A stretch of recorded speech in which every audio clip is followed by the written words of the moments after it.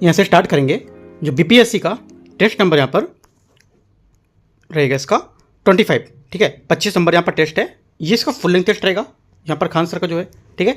तो ओवरऑल यहाँ पर 25 है और यहाँ पर जो फुल लेंथ के हिसाब से यहाँ पर 11वां टेस्ट है। तो स्टार्ट करते हैं यहाँ से। 24 नंबर टेस्ट यहाँ पर पार्ट 1 पार्ट 2 के माध्यम से देख चुके थे। देखते हैं क्वेश्चन नंबर 1 से। यहाँ से क्वेश्चन नंबर 1 है, सोमयज्ञ के दौरान कौन सा पुरोहित सामवेद के मंत्रों का पाठ करते थे?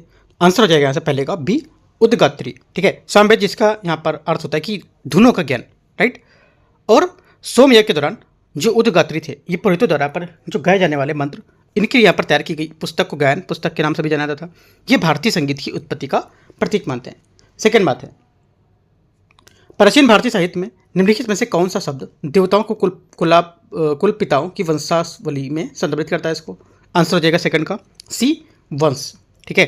प्राचीन भारत यहाँ पर जो ग्रंथ है उसमें विशेषकर पुराण और कुछ यहाँ पर वैदिक साहित्य में वंश का अर्थ होता है देवता, ऋषि और यहाँ पर कुलपति की वंशावलियाँ वंश सूची से, ठीक है।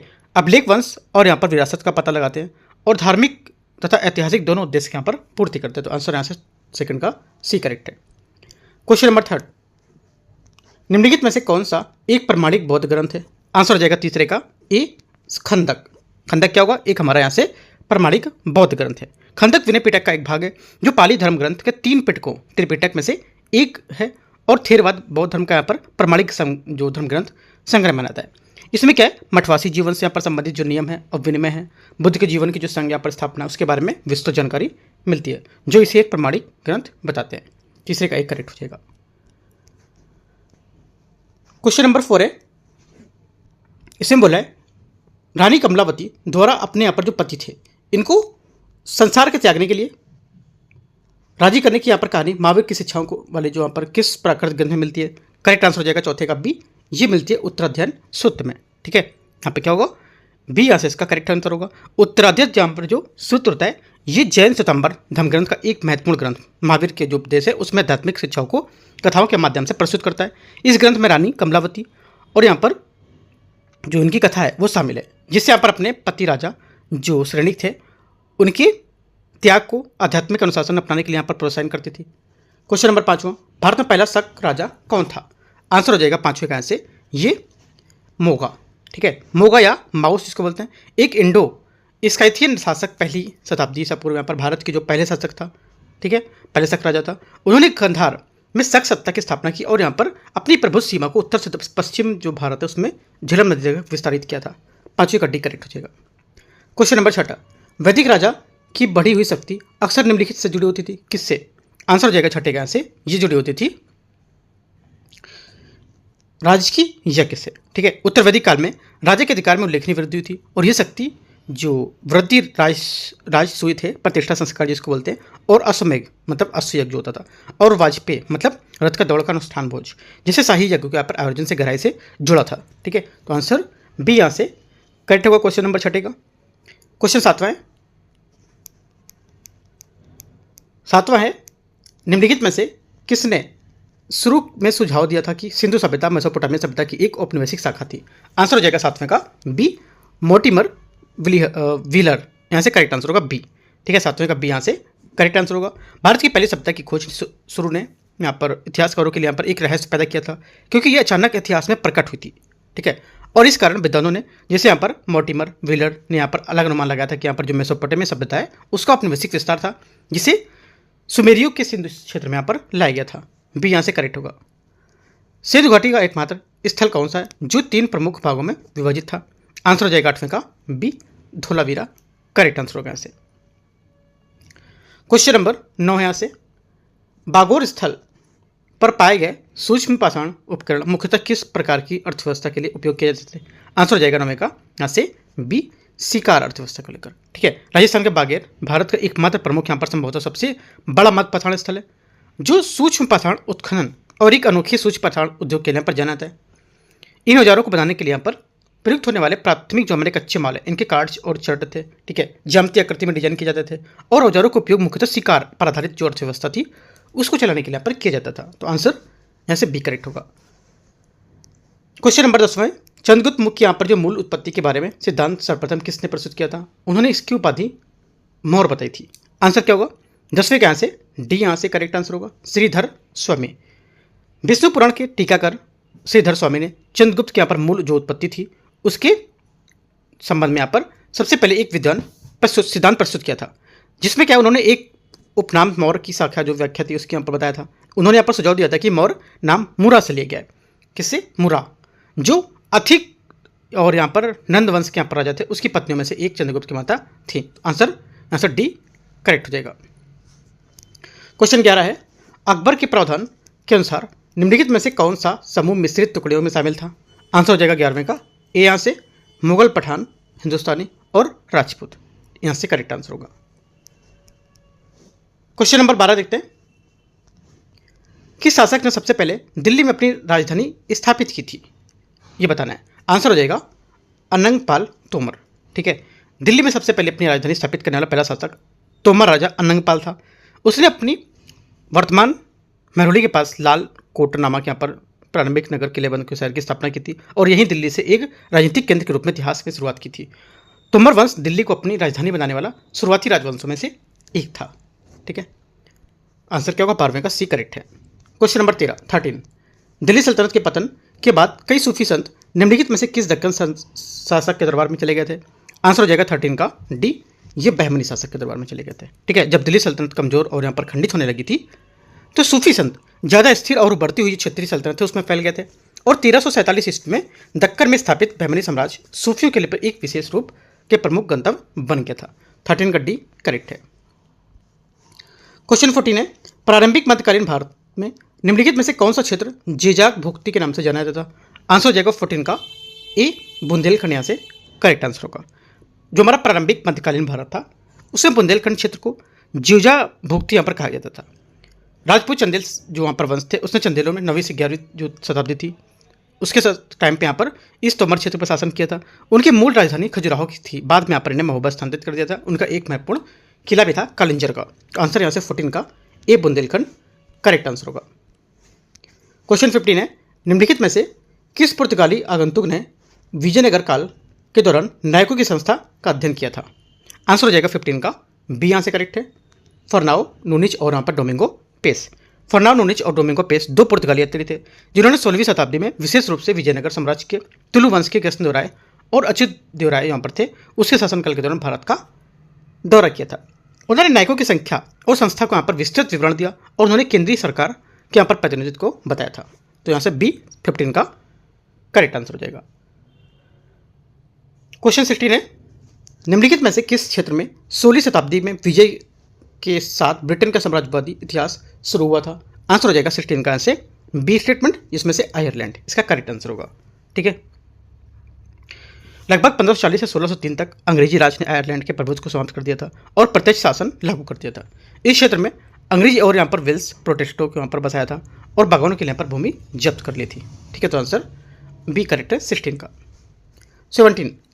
1741 में बंगाल के नवाब सरफराज खान की हत्या कर बंगाल का नया सूबेदार कौन बना था? आंसर हो जाएगा 17 का बी, अलीवर्दी खान। यहाँ से 20 का करेक्ट आंसर हो जाएगा।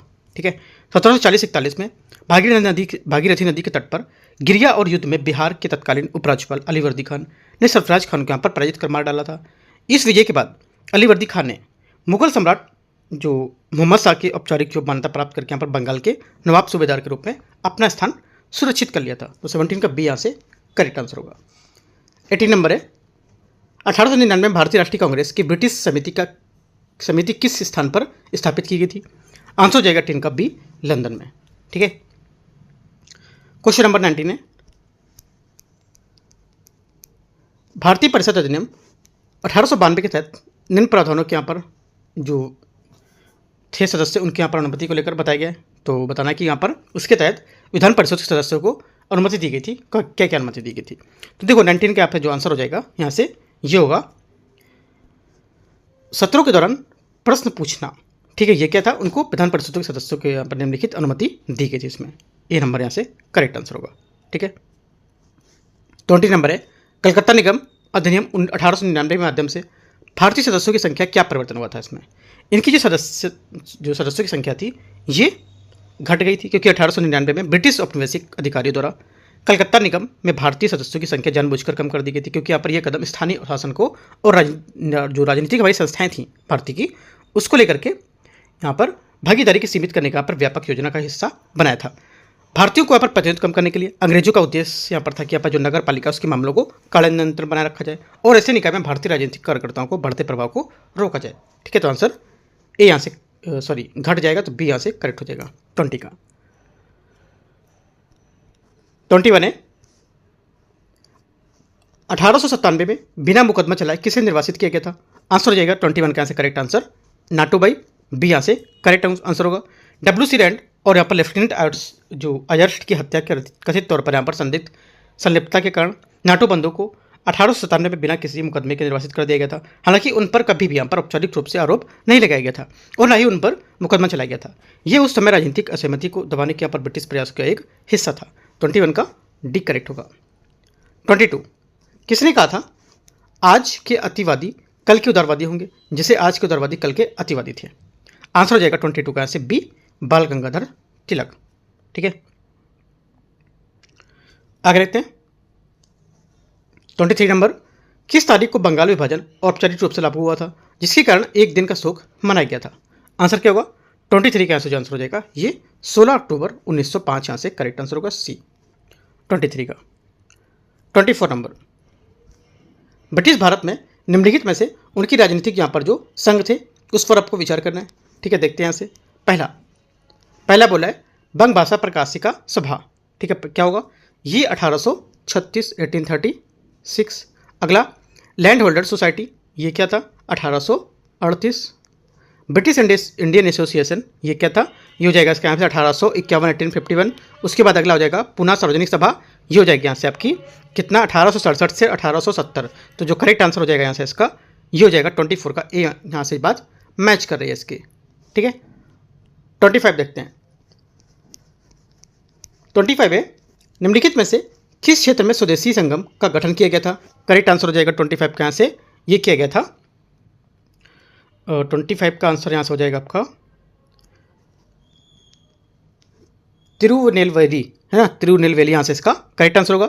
स्वदेशी यहाँ पर संगम जिसे राष्ट्रीय स्वयंसेवक भी कहा जाता था, इसका गठन तमिलनाडु के तिरुनेलवेली स्थित वकीलों के समूह द्वारा यहाँ पर किया गया था।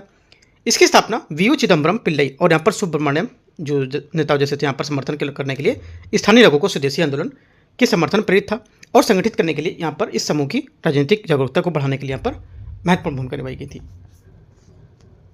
26 है पृथ्वी और सूर्य के बीच अनुमानित औसत दूरी क्या कहते हैं इसको? आंसर हो जाएगा 26 का सी, ये कहते हैं खगोलीय इकाई, सी यहाँ से इसका करेक्ट आंसर होगा। ठीक है, पृथ्वी और सूर्य के बीच यहाँ पर अनुमानित जो औसत दूरी होती है इसको खगोलीय इकाई कहा जाता है। ठीक है, ये लगभग 149.5 149.5 इतने मिलियन किलोमीटर है और सौरमंडल के भीतर दूरियों के मापन की एक मानक इकाई के रूप में काम करती है। आगे देखते हैं क्वेश्चन 27। निम्नलिखित में से कौन अनियमित आकाशगंगाओं से विशिष्ट सामग्री का सबसे अच्छा वर्णन करता है? आंसर हो जाएगा 27 का बी बड़ी मात्रा में गैस और धूल। अनियमित हमारी जो आकाशगंगा है उसमें आमतौर पर बड़ी मात्रा में गैस और धूल के साथ यहाँ पर कई गर्म युवा तारे होते हैं और स्पाइरल या दीर्घवृत्ताकार आकाशगंगाओं के विपरीत इनका कोई यहाँ पर निश्चित आकार नहीं होता है। आपसे बोलेगा इनका एक निश्चित आकार होता है, तो गलत हो जाएगा, इनका कोई निश्चित आकार नहीं होता है और इनमें अक्सर सक्रिय तारा निर्माण देखा जाता है जो इनके प्रचुर जो हमारे अंतरकार की पदार्थ हैं उससे ऊर्जा प्राप्त करते हैं और इन्हें नए तारों के निर्माण के लिए यहाँ पर आवश्यक कच्चे पदार्थों को समृद्ध बनाते हैं। तो ये सब बातें आपको याद रखनी है। 27 का बी यहाँ से करेक्ट होगा। जरूरी नहीं कि सेम क्वेश्चन आपसे पूछे, ये जो बातें मैंने बताई वो बातें आपको नोट कर लेना है। ठीक है, एग्जाम टाइम से पहले आपको ये सब पढ़ के जाना है। क्वेश्चन नंबर 28 है सौर वायु द्वारा अंतरतारकीय माध्यम से निम्नलिखित निर्मित जो बुलबुले हैं उसका नाम क्या है? आंसर हो जाएगा 28 का आंसर इसका नाम होगा हेलियोस्फीयर, इसका करेक्ट आंसर होगा। हेलियोस्फीयर अंतरिक्ष में एक विशाल बुलबुले का आकार का क्षेत्र होता है जो सूर्य द्वारा सर्जित सौर वायु नामक यहाँ पर अवशेष जो कण होते हैं उनके निरंतर प्रवाह से निर्मित होता है। यह बुलबुला सूर्य के सभी ग्रहों के घेरे में रहता है और एक सुरक्षा कवच का काम करता है जो सौरमंडल के वातावरण के आसपास के जो अंतरतारकीय अंतरिक्ष है उसको अलग कर देता है। सी यहाँ से क्या होगा? इसका करेक्ट आंसर है 29। कोरियोलिस बल के संबंध में आपको विचार करना है। यह पृथ्वी की परिक्रमा के कारण उत्पन्न एक प्रत्यक्ष बल होता है। पहली बात क्या होगी? पहली बात यहाँ से गलत है क्योंकि यहाँ पर कोरियोलिस बल की उत्पत्ति जो पृथ्वी की घूर्णन परिक्रमा से नहीं बल्कि उसी कारण से उत्पन्न एक आभासी बल है और पृथ्वी की अपनी धुरी का घूर्णन इस प्रभाव से प्रक्षेपणी बनाता है। पहली बात गलत हो जाएगी। दूसरी बात ये उत्तरी गोलार्ध में पवनों की बाईं ओर मोड़ने के लिए यहाँ पर उत्तरदायी होता है। सेकंड बात भी गलत है, क्योंकि कोरियोलिस बल होता है जो ये वस्तु की यहाँ पर जो हवाएं होती है उसको उत्तरी गोलार्ध में दाईं ओर या दक्षिणी गोलार्ध में बाईं ओर करता है। तो ये भी बात गलत हो गई। तीसरी बात, ये गुरुत्वाकर्षण बल के लंबवत काम करता है। तीसरी बात क्या होगी? तीसरी बात यहाँ से ये गलत, क्योंकि यहाँ पर कोरियोलिस बल की गति की और दिशा पृथ्वी के घूर्णन के अक्ष के लंबवत काम करता है, ना कि यहाँ पर गुरुत्वाकर्षण के लंबवत। तो गलत हो जाएगा।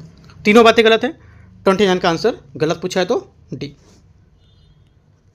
क्वेश्चन नंबर 30 है, वे कौन से क्षेत्र जहां आइसोस्टेटिक पोस्ट ग्लेशियल रिबाउंड देखा गया है? आंसर हो जाएगा 30 का बी, ये बाल्टिक सागर और हडसन की खाड़ियां से इसका करेक्ट आंसर होगा। क्वेश्चन नंबर 31, यूस्टेटिक परिवर्तन के संबंध में विचार करना है। यह तब होता है जब समुद्री जल की मात्रा में भिन्नता के कारण समुद्र स्तर बढ़ जाता है। पहली बात क्या होगी? पहली बात यहां से करेक्ट है, यह सदैव वैश्विक प्रभाव उत्पन्न करता है। सेकंड बात क्या होगी? सेकंड बात भी करेक्ट है, क्योंकि यहाँ पर यूस्टैटिक जो परिवर्तन है हमेशा वैश्विक प्रभाव उत्पन्न करता है, क्योंकि इसमें जो महासागर हैं उसमें पानी की कुल मात्रा या महासागर की बेसिंग क्षमता में बदलाव शामिल होता है, और भूमि की गति के कारण होने वाले जो स्थानिक समुद्र है परिवर्तन उसके विपरीत यूस्टैटिक परिवर्तन है उसके समुद्र स्तर को विश्व भर में अपेक्षाकृत समान रूप से प्रभावित कर देता है। तो दोनों बातें यहाँ से करेक्ट है। आंसर 31 का हो जाएगा। दोनों स्टेटमेंट सही है। 32, निम्नलिखित में से किस देश की तटरेखा डेलिमिशियन तटरेखा का उत्कृष्ट उदाहरण है? आंसर हो जाएगा 32 का करेक्ट आंसर डी यहाँ से करेक्ट है। क्रोएशिया इसका करेक्ट आंसर होगा। ठीक है। क्वेश्चन नंबर 33, निम्नलिखित में से पायरोस्फीयर का मुख्य घटक क्या है? पायरोस्फीयर का मुख्य घटक होगा यहाँ से बेसाल्ट, राइट। पृथ्वी के मेंटल का भाग पायरोस्फीयर मुख्यतः बेसाल्ट से बना होता है। इसकी परत की मोटाई लगभग 2780 किलोमीटर है और इसका औसत घनत्व 5.6 ग्राम प्रति घन सेंटीमीटर है। आंसर क्या होगा? 33 का डी करेक्ट है। 34, हिमालय क्षेत्र और यहाँ पर नदियों के जो विस्तार है उसके संबंध में विचार करना है कि यहाँ पर देखते कौन सा इसमें सही सम्मिलित पूछ रहा है। ठीक है। 34, पहला यहाँ पे बोला है पंजाब हिमालय, यहाँ पे क्या होगा? देखो पंजाब हिमालय आपका आंसर हो जाएगा सिंधु से सतलज तक फैला हुआ है।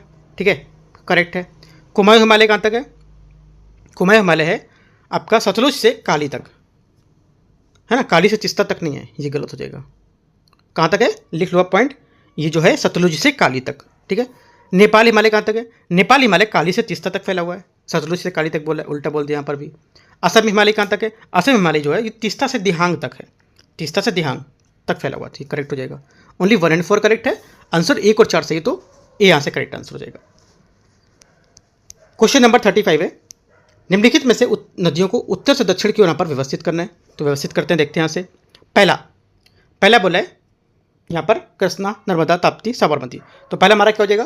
पहला आपका हो जाएगा साबरमती। ये नदी राजस्थान की जो अरावली पहाड़ी है उससे निकलती है और गुजरात के पास पर अरब सागर में गिरती है। ये यहाँ से 4 नदियों में सबसे उत्तरी है इन चारों में। ठीक है, चौथा हो गया। उसके बाद क्या होगा? साबरमती के बाद आपका नर्मदा हो जाएगा सेकंड नंबर, 4 और 2, है ना। नर्मदा क्या है? नर्मदा मध्य प्रदेश के अमरकंटक से निकलती है और विंध्य और सतपुड़ा के पर्वतमाला के बीच पश्चिम में बहती है। उसके बाद आएगा आपका ताप्ती, मतलब तीसरा नंबर। ताप्ती क्या है? ताप्ती हो जाएगा आपका यहाँ से, हाँ ताप्ती होगा। ये नदी मध्य प्रदेश के जो मुल्ताई के निकट नर्मदा के दक्षिण से उत्पन्न होती है और तथा पश्चिम की ओर बहती है। ठीक है। और पहला बचा आपका, पहला क्या है? कृष्णा। कृष्णा पर ये नदी महाराष्ट्र महाबलेश्वर के निकट से निकलती है। ठीक है।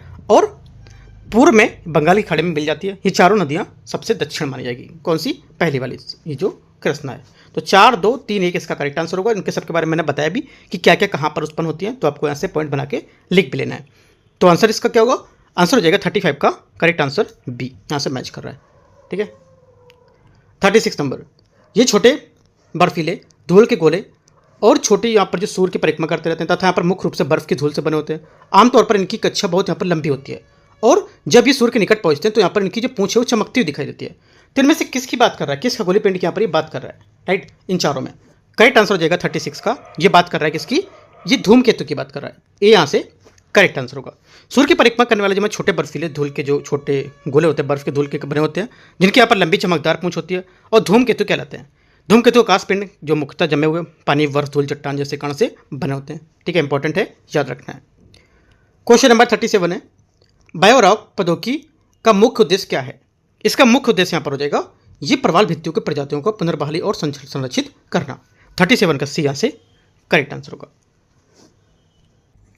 38 यहाँ से शुद्ध बोया गया यहाँ पर क्षेत्र वर्ष के दौरान यहाँ पर जो किसी फसल है उस मौसम में कम से कम एक बार यहाँ पर बोई गई फसलों के कुल क्षेत्रफल को दर्शाता है। पहली बात क्या होगी, पहली बात यहाँ से करेक्ट हो जाएगी। ठीक है, दूसरी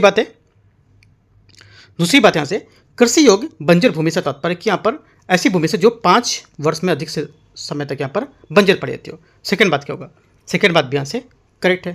तीसरा, वर्तमान प्रति भूमि से तात्पर्य कि उस भूमि से जो यहाँ पर एक या एक से अधिक वर्षों तक किंतु 5 वर्षों से कम तक यहाँ पर समय खेती के लिए छोड़ दी गई हो।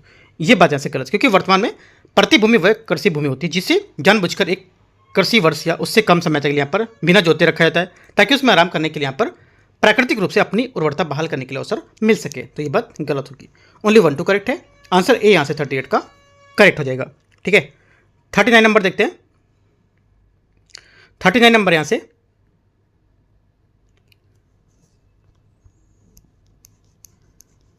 निम्नलिखित में से कौन सी चट्टानें की परतों के बीच स्थित जीवाश्मों से बनी है। ठीक है, कौन सी जो निम्नलिखित में से कौन सी चट्टानों की जो परतें उसके बीच यहाँ पर स्थित जीवाश्मों से बनी है। आंसर हो जाएगा 39 का सी, औषधि। ठीक है, औषधि इसका करेक्ट आंसर। औषधि यहाँ पर जीवाश्म मुक्त यहाँ पर रूप से तलछटी चट्टानों में पाए जाते हैं जो रेत के सिल्ट और यहाँ पर जैविक पदार्थ जैसे औषधों की परतों को जमाव व संपीड़न से बनते हैं। उनकी संरचना के दौरान कम तापमान और दबाव की स्थिति जो होती है प्राचीन पौधों के जानवरों को शेष को लेकर छापों को संरक्षित करती है। ठीक है, 40 निम्नलिखित में से कौन से मुख्य रूप से नदी भू आकृतियों के संबंधित है। नदी भू आकृति से संबंधित हो जाएगा। आंसर हमारा हो जाएगा 40 का ए, नदी प्रणालियां। ए यहाँ से इसका करेक्ट आंसर होगा। ठीक है, क्वेश्चन नंबर 41 है, ज्वालामुखी विस्फोट के संबंध में आपको बताना है कि क्या यहाँ पर इससे कौन से प्रभाव हो सकते हैं। पहला होगा वनों का जलना, विनाश होना। करेक्ट है, एकदम सही हो जाएगा, क्योंकि अब ज्वालामुखी विस्फोट होगा तो यहाँ पर निश्चित है कि सब चीज़ होंगी। ठीक है, पृथ्वी का ताप संतुलन में परिवर्तन होगा, ये भी करेक्ट है। जलवायु परिवर्तन होगा, ये भी बात यहाँ से करेक्ट है, क्योंकि बड़े विस्फोट के कारण यहाँ पर जो गैसें हैं वह स्थायी रूप से शीतलन पैदा कर सकती हैं। और संपर्क का यंत्रण, ये भी आपका होगा, क्योंकि यहाँ पर जो मैग्मा निकलने वाला जो गर्मी है उसके आसपास की चट्टानों को बदल देगा। अम्ल वर्षा के यहाँ पर उत्सर्जित जो सल्फर डाइऑक्साइड है जल के साथ अभिक्रिया करके अम्लीय वर्षा बना सकता है। तो चारों पांचों बातें यहाँ से एकदम करेक्ट है। डी यहाँ से करेक्ट आंसर होगा। 42 देखते हैं, डायमंड रिंग प्रभाव जो है उसके संबंध में आपको विचार करना है। ये एक दृश्य घटना है जो सूर्य ग्रहण के दौरान घटित होती है, पूर्ण सूर्य ग्रहण के दौरान। ठीक है, क्या होगा, पहली बात जो 42 का है यहाँ से, ये पहली बात यहाँ से इसकी करेक्ट है। ठीक है, दूसरी बात, ये पूर्ण सूर्य ग्रहण से ठीक पहले और बाद में देखा जाता है, ये भी बात करेक्ट है। दोनों बात एकदम करेक्ट है। आंसर क्या होगा, 42 का सी यहाँ से करेक्ट है। 43 नंबर, अंतर्राष्ट्रीय खगोलीय संघ के अनुसार निम्नलिखित में से कौन सी यहाँ पर विशेषताएं बोने ग्रह की हैं। करेक्ट आंसर हो जाएगा 43 का। इसमें विशेषताएं जो बोने ग्रह की है, पहला, ये सूर्य की परिक्रमा करता है, करेक्ट है। दूसरा, इसका द्रव्यमान इतना अधिक होता है कि इसका स्वगुरुत्व इसे लगभग गोल ध्रुव स्थितिक संतुलन बना लेता है, ये भी बात करेक्ट हो जाएगी। तीसरी बात, इसके आसपास क्षेत्र को अन्य पिंडों से मुक्त कर दिया जाता है, ये बात गलत है, क्योंकि यहाँ पर ये बोने ग्रह आसपास की जो कक्षा होती है उसमें मौजूद अन्य खगोलीय जो हमारे वस्तु होती है उनको अपने गुरुत्वाकर्षण साफ नहीं करता है। ये विशेषता यहाँ पर की पूर्ण जो हमारे परिभाषित करने के लिए मुख्य शर्त है कि बोने ग्रह के लिए यहाँ पर नहीं होगी। ठीक है, तो ये गलत हो जाएगा। ओनली 1 2 करेक्ट है। आंसर हमारा हो जाएगा अंतर्राष्ट्रीय खगोलीय जो संघ है उसके बारे में दो बातें यहाँ से करेक्ट हैं, 1 और 2। ए यहाँ से क्या होगा, करेक्ट आंसर है। क्वेश्चन नंबर 44 है, मृदा के संबंध में निम्नलिखित कथनों पर विचार करना है। देखते हैं इसको। पहला, ऊसर मिट्टी बंजर होती है और इसमें नाइट्रोजन और कैल्शियम की कमी होती है, पहली बात क्या होगी, करेक्ट है। दूसरा, लेटराइट मिट्टी में उच्च तापमान और भारी वर्षा वाले क्षेत्रों में विकसित होती है, सेकंड बात क्या होगी, सेकंड बात भी करेक्ट है, क्योंकि यहाँ पर लेटराइट मिट्टी उच्च तापमान और भारी वर्षा वाले जो क्षेत्र है उसमें बनती है जहाँ तीव्र निक्षालन चूना से सिलिका हट जाता है और यहाँ पर लव ऑक्साइड में एल्युमिनियम यौगिक से समृद्ध मिट्टी बच जाती है। ठीक है, दोनों बातें करेक्ट है। आंसर क्या होगा, 44 का सी। 45, हिंद महासागर, द्विध्रुव हिंद प्रशांत महासागरों के बीच समुद्री सतह का तापमान में अंतर। ठीक है, तो पहला क्या होगा, पहला 45 का स्टेटमेंट यहाँ से गलत होगा, क्योंकि यहाँ पर हिंद महासागर जो द्विध्रुव है आयोडी, ये पश्चिमी हिंद महासागर अरब सागर के पूर्व और हिंद महासागर के बीच समुद्र की सतह का तापमान का अंतर होता है और ये अल नीनो जैसी प्रशांत महासागर की घटनाओं से अलग है। ठीक है, तो ये बात गलत हो गया। एल नीनो के प्रभाव आमतौर पर भारतीय उपमहाद्वीप में मानसूनी वर्षा कम ही आती है, सेकंड बात सही है, क्योंकि एल नीनो के एक जलवायु परिघटना है जिसकी विशेषता मध्य और पूर्वी हमारी भूमध्य रेखीय प्रशांत महासागर में समुद्र की सतह का तापमान समय समय पर होने वाली जो वृद्धि है उससे आमतौर पर भारतीय मानसून की वर्षा तीव्रता में कमी हो जाती है। दोनों बातें करेक्ट हैं। आंसर क्या होगा 45 का, सॉरी पहली बात गलत थी, है ना, क्योंकि यहाँ पर इसको तापमान को अंतर को नहीं दर्शा रहा था, पहली बात गलत हो गई, केवल दूसरी बात करेक्ट है। 45 का सेकंड यहाँ से हो जाएगा बी। 46 है, निम्नलिखित में से कौन सा परिवर्तन इनपुट का उदाहरण है? कौन सा परिवर्तन यहाँ पर इनपुट का उदाहरण है? आंसर हो जाएगा 46 का यहाँ से ये सी नंबर श्रमिक इसका करेक्ट आंसर होगा। परिवर्तन इनपुट में वे उत्पादन कारक होते हैं जिनमें अल्पकाल में उत्पादन स्तर को समायोजित करके के लिए यहाँ पर आसानी से बदला जा सकता है और वे उत्पादन की मात्रा को साथ धीमे धीमे बदलते रहते हैं। यदि उत्पादन बढ़ता है तो परिवर्ती जो हमारे इनपुट होते हैं अधिक उपयोग होते हैं और यदि उत्पादन घटता है तो इसका उपयोग कम हो जाता है। ये सब याद रखना है पॉइंट आपको। सी यहाँ से करेक्ट आंसर है। 47 है, औसत उत्पाद और सीमांत उत्पाद किस सिद्धांत से ली गई अवधारणा है? आंसर हो जाएगा 47 का ये जो है अवधारणा बी, ये उत्पादन इसका आंसर होगा। ठीक है, औसत उत्पाद और यहाँ पर सीमांत उत्पाद उत्पादन के सिद्धांत की अवधारणा है। उत्पादन सिद्धांत इनपुट्स और यहाँ पर आउटपुट्स जैसे यहाँ बीच संबंध को संबंधित होता है। बी यहाँ से करेक्ट होगा।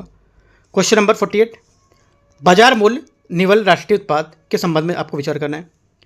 ये किसी अर्थव्यवस्था में निवासियों द्वारा उत्पादित वस्तुओं और सेवाओं का कुल क्रय मूल्य है जिसमें यहाँ पर मूल्य ह्रास घटा दिया जाता है। पहली बात क्या होगी? पहली बात करेक्ट है। इसमें देश के भीतर विदेशियों द्वारा उत्पादित वस्तुओं और सेवाओं का मूल्य शामिल होता है। सेकंड बात क्या होगी? सेकंड बात गलत है, क्योंकि यहाँ पर ये जो एनएनपी होता है देश में विदेशी नागरिकों द्वारा उत्पादित वस्तुओं और सेवाओं का मूल्य शामिल नहीं करता है। इंपॉर्टेंट पॉइंट है, इसको नोट करना है। ठीक है, यह इनपुट सकल घरेलू उत्पाद जीडीपी का हिस्सा होता है जो देश के सभी उत्पादन को यहाँ पर मापता है, चाहे उत्पादक की राष्ट्रीयता कुछ भी हो। ठीक है, तो सेकंड गलत होगी, पहली बात करेक्ट है। आंसर सही पूछा तो केवल एक ए यहाँ से 48 का करेक्ट होगा। 49, निम्नलिखित में से कौन सा विदेश से प्राप्त निवल कारक आय का घटक नहीं है? आंसर हो जाएगा 49 का जो घटक इसका नहीं है वो निवल घरेलू निवेश, ये इसका आंसर होगा। ठीक है, विदेश से प्राप्त हमारा शुद्ध कारक में शामिल न होने वाला घटक शुद्ध घरेलू निवेश होता है। क्वेश्चन नंबर 50 है, निम्नलिखित में से किसे सरकार के अंतिम उपभोग व्यय से यहाँ पर बाहर रखा जाता है? आंसर हो जाएगा 50 का यहाँ से ये रखा जाता है सार्वजनिक निगम को। ठीक है, क्वेश्चन 51 है, निम्नलिखित में से कौन सा एड वेलोरम टैक्स लगाने का आधार है? करेक्ट आंसर हो जाएगा 51 का ए। यहाँ से एड वेलोरम कर है ये उन वस्तु या सेवाओं को मूल्य की कीमत में प्रतिशत के दर पर लगाया जाता है, न कि किसी निश्चित राशि या मात्रा पर। ठीक है, तो ये सिर्फ हमारा पहली बात यहाँ से करेक्ट हो जाएगी 51 का ए। 52 नंबर देखते हैं, 52 नंबर, निम्नलिखित में से कौन सा वस्तु पुनर्विक्रय या आगे प्रसंस्करण करने के लिए पर किसी अन्य उत्पादक इकाई में बेचा जाता है? आंसर हो जाएगा 52 का ये बी, मध्यवर्ती वस्तुएं इसका करेक्ट आंसर होगा। 53, निम्नलिखित में से कौन भारत के वित्तीय पर्यवेक्षण बोर्ड के प्रमुख के रूप में काम करता है? आंसर हो जाएगा 53 का यहाँ से ये काम करता है भारतीय रिजर्व बैंक के गवर्नर, ए यहाँ से करेक्ट आंसर होगा। 54, निम्नलिखित में से कौन सा गैर टिकाऊ वस्तुओं का सर्वोत्तम रूप से परिभाषित करता है? आंसर हो जाएगा 54 का बी, वे वस्तुएं जिनका उपयोग केवल एक बार किया जा सकता है और जिनका उपयोग अल्प अवधि में किया जा सकता है, इसको बोलते हैं गैर टिकाऊ वस्तुओं का एग्जाम्पल। ठीक है, याद रख सकते हो।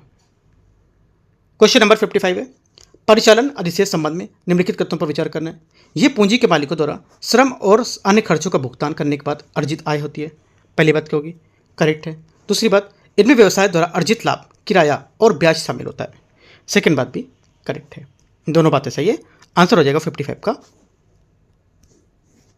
सी। 56 नंबर, अंतर्राष्ट्रीय व्यापार के संदर्भ में वस्तुओं की जो हमारी अंतर्राष्ट्रीय सामंजस्य प्रणाली होती है उसका रख रखाव निम्नलिखित द्वारा किया जाता है। किसके द्वारा किया जाएगा? आंसर हो जाएगा 56 का सी, ये विश्व सीमा शुल्क संगठन WCO द्वारा पर किया जाता है। ठीक है, क्वेश्चन नंबर 57 यहाँ से धन की जो एहतियाती मांग के संबंध में आपको विचार करना है। ये अप्रत्याशित भुगतान या व्यय को पूरा करने की आवश्यकता से उत्पन्न होता है। पहली बात क्या होगी? पहली बात करेक्ट है। दूसरी बात यहाँ से इसमें पूर्वानुमानित नियमित खर्चे को पूरा करने के लिए नकदी रखना शामिल होता है। सेकंड बात क्या होगा? सेकंड बात गलत है, क्योंकि यहाँ पर पूर्वानुमानित नियमित खर्च जैसे किराया, बिजली का बिल, किराए की खरीदारी, उससे मुद्रा की लेन देन मांग के अंतर्गत होता है, ना कि एहतियाती मांग के अंतर्गत। ये गलत हो जाएगा। ओनली वन करेक्ट है। आंसर हो जाएगा 57 का बी यहाँ से करेक्ट है, सॉरी हाँ गलत पूछा तो बी, मुझे लगा सही पूछा है, तो यहाँ से बी गलत होगा। ये ध्यान रखना, ये सब करने के बाद डायरेक्ट यहाँ पर नहीं आना है। अभी मैं भी यहाँ पर गलत मारने वाला था, ठीक, ये सही होगा, ठीक है, क्योंकि आप पूछा गलत है, ठीक है। क्वेश्चन नंबर 58, यदि व्यापारिक साझेदारों के हितों को नुकसान पहुंचाते हैं तो वे कार्रवाई कर सकते हैं और प्रभावित देशों के विवाद निपटान जो हमारी प्रक्रिया उसके माध्यम से समाधान खोज सकते हैं, यह प्रतिकारी शुल्क लगा सकते हैं। उपयुक्त गद्यांश में से किस प्रकार के WTO की सब्सिडी का वर्णन कर रहा है? आंसर हो जाएगा, ये वर्णन कर रहा है एम्बर बॉक्स के लेकर के, ठीक है। एम्बर बॉक्स सब्सिडी वे व्यापार विकृत करती हैं जो उत्पादन या व्यापार की मात्रा को प्रभावित करती है। अपने व्यापार में विकृत प्रभाव के कारण इन्हें विश्व व्यापार संगठन विवाद निपटान जो प्रतिकारी शुल्क है उसके माध्यम से अन्य देशों में चुनौती दी जा सकती है। उन्हें ये बॉक्स जो होता है ग्रीन बॉक्स सब्सिडी जो न्यूनतम व्यापार विकृत करती है और बिना किसी सीमा की अनुमति, और यहाँ पर ब्लू बॉक्स की सब्सिडी को लेकर उत्पादन जो सीमा होती है उससे जुड़ी होती है और इससे अलग करती है, ठीक है। तो याद रखना, विश्व व्यापार संगठन जो हमारा होता है ये सब्सिडी श्रेणियों में रेड बॉक्स शब्द का आधिकारिक तौर पर प्रयोग नहीं करता है, याद रखना है। क्वेश्चन 59 है, अंतर पणन संबंधित निम्नलिखित में से विचार करना है। इसमें विभिन्न बाजारों में एक साथ परिसंपत्तियों की खरीद और बिक्री शामिल होती है। पहली बात क्या होगी? करेक्ट है। इसका उद्देश्य विभिन्न बाजारों में एक ही परिसंपत्ति के मूल अंतर से लाभ कमाना होता है। सेकेंड बात क्या होगी? सेकेंड बात यहाँ से 59 की करेक्ट हो जाएगी। दोनों बातें करेक्ट है। अंतर पणन के बारे में पहली बात भी करेक्ट है, दूसरी बात भी करेक्ट है। आप इसको लिख सकते हो अगर आपको नहीं पता है तो, ठीक है। तो दोनों बात सही है, तो आंसर सही पूछा है तो सी यहाँ से करेक्ट है। क्वेश्चन नंबर 60 है, 60 नंबर, निम्नलिखित में से किसे भारत के विदेशी मुद्रा भंडार का घटक माना जाता है? ठीक है, किसे माना जाता है? ये माना जाएगा एक तो सोने को, ठीक है, गोल्ड, विशेष आवरण अधिकार HDR और IMF के यहाँ पर आरक्षित अंश जो होता है RTP, इसको तीनों को। सोना जो हमारा था भारतीय रिजर्व बैंक के पास रखा गया, सोना हाल के यहाँ पर वर्षों में भंडार में अपनी बढ़ोतरी हिस्सेदारी बनाए हुए, ठीक है।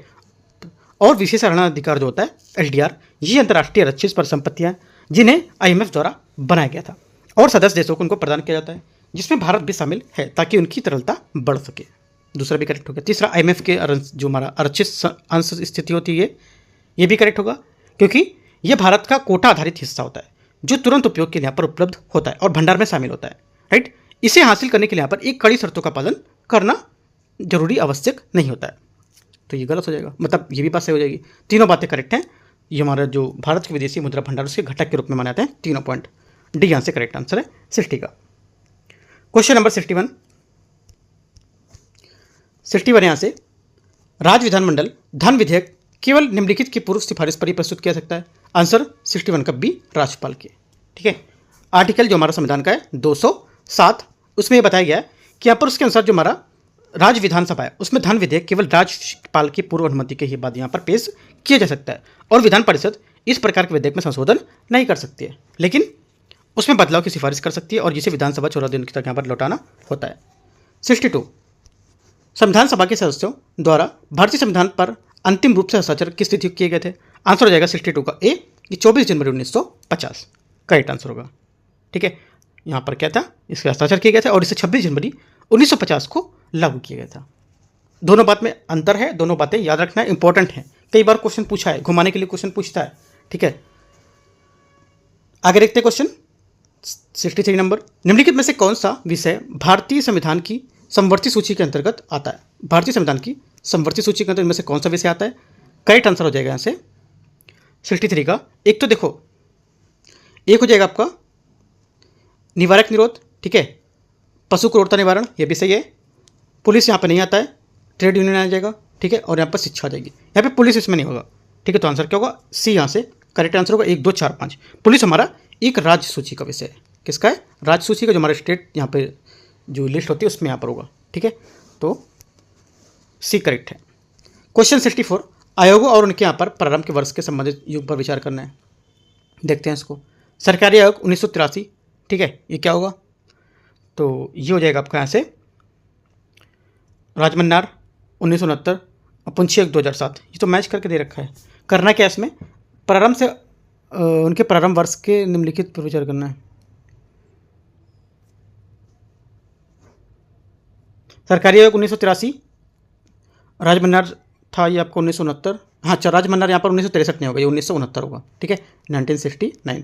अच्छा, यहाँ पे सन गड़बड़ कुछ दे रखे हैं, वो आपको बताने कौन से यहाँ पे गलत है, ठीक है। पहली तो सही है सन, दूसरा यहाँ से गलत होगा क्योंकि 1969 होगा 1969। और पुंछी आयोग होगा 2007, करेक्ट है। 1 और 3 सही है, तो 2 बातें यहाँ से करेक्ट हैं इसकी 64 की। 65, निम्नलिखित में से किस संशोधन द्वारा भारतीय संविधान में नवीन सूची जोड़ी गई थी? आंसर हो जाएगा 65 का डी, ये जोड़ी गई थी पहला संविधान संशोधन 1951 में, ठीक है।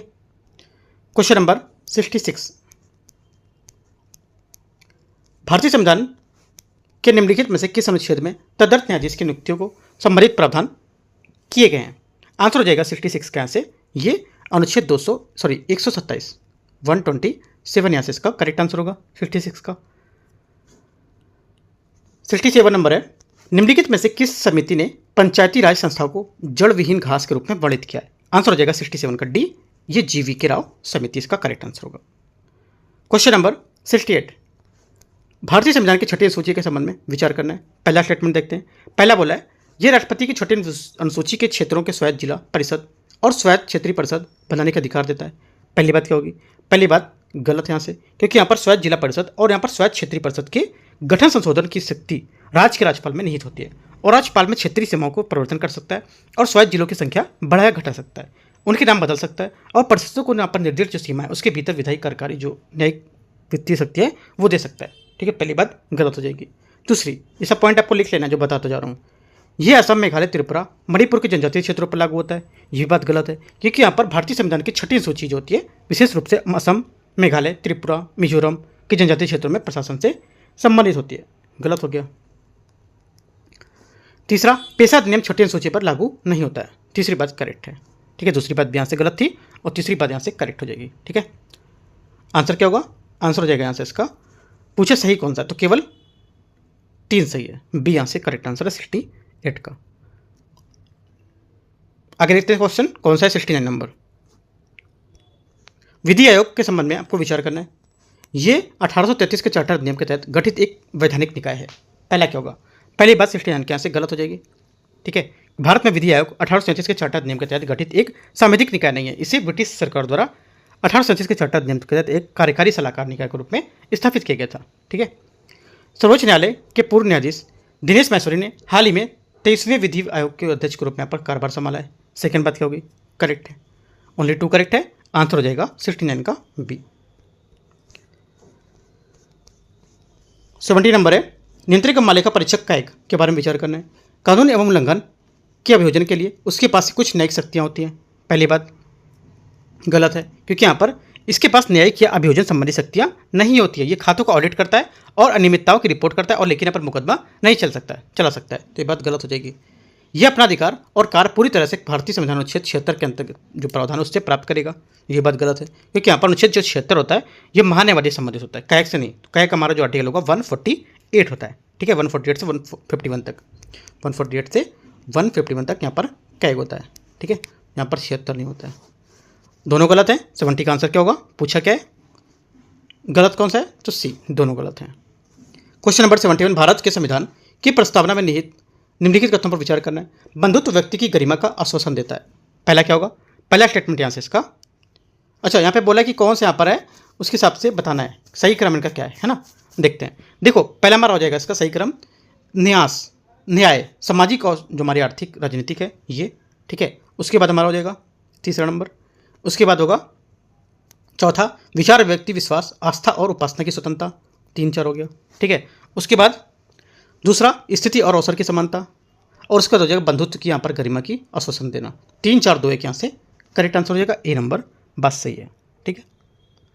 72 थोड़ा सा कठिन क्वेश्चन है वाला, ठीक है, याद रखना है।